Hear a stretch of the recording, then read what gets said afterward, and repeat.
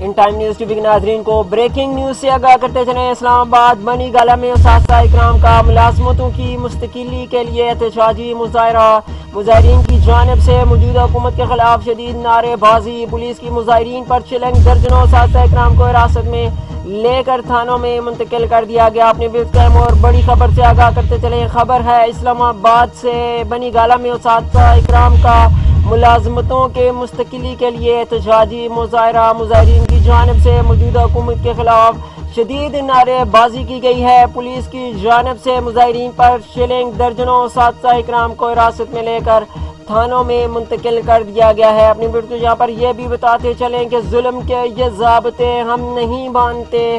بنی گالہ میں اساتذہ اکرام کا احتجاجی مظاہرہ، مظاہرین کی جانب سے غیر مشروط مستقلی کے لیے احتجاجی مظاہرہ کیا جا رہا ہے۔